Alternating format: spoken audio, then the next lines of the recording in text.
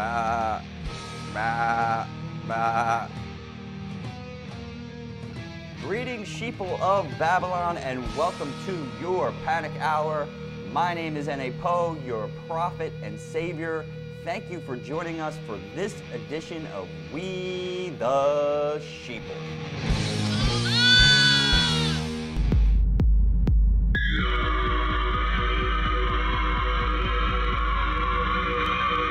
The Seattle Seahawks and Denver Broncos have advanced to Super Bowl 48, which will mark the first time that teams from the states with legal marijuana will battle for the NFL's highest honor, the Vince Lombardi Trophy. Rumor has it the mayors of Seattle and Denver have included locally grown marijuana in the traditional bet between participating cities' officials. Vegas odds makers also stand to make a figurative killing as stoners everywhere are placing bets on the near impossible final score of Denver 4, Seattle 20. I fucking went to the pizza man! Oh, this is great! Libertarian activist and KGB agent Adam Kokesh was sentenced to 2 years probation in connection with an Independence Day incident in which he videotaped himself loading a shotgun in Freedom Plaza. We are the final American Revolution. The internet troll fanboy community, who were whispering that Adam was a statist for taking a plea deal, immediately began to donate to the relaunch of his podcast, which Kokesh eagerly announced even before leaving the courthouse. No word on who would rob his next defense fund. See you next Independence Day.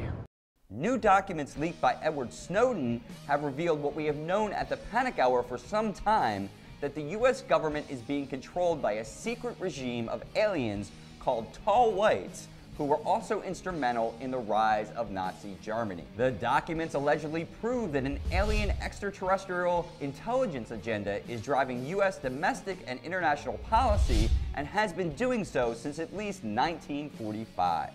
When pressed on this issue, President Obama denied any knowledge, but mentioned that he is glad that we can finally return to blaming what a shit show this country has become on white people, regardless of their origin. They blew up Congress!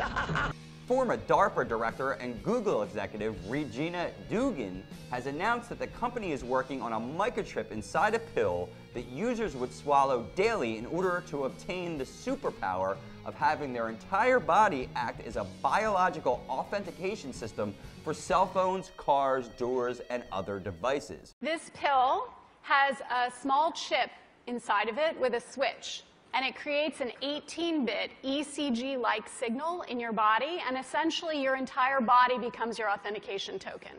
I mean, the medical application. Does Google now know everything I do and everywhere I go? Because let's face it, we like you guys, but you're from Google. Dugan added the pill will be tested covertly as soon as Fish announce a new round of tour dates.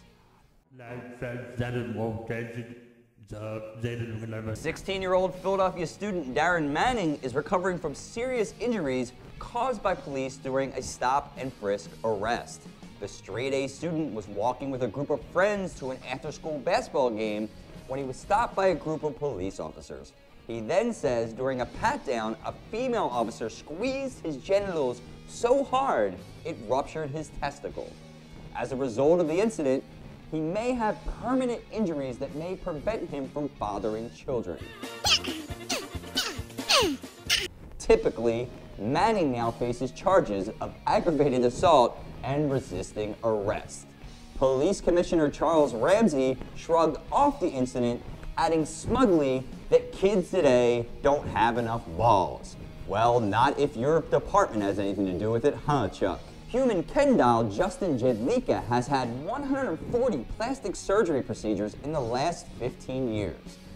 The 33-year-old Trump Tower resident has 12 implants in his torso that mimic shapely arm and chest muscles, 11 in his face, and 15 injections in his buttocks. Recently married to a successful businessman, Jedlicka now limits himself to an annual operation funded by his husband, who gladly pays for the surgeries to regularly provide the 16th injection into his buttocks. Now that's just a lowbrow joke, huh?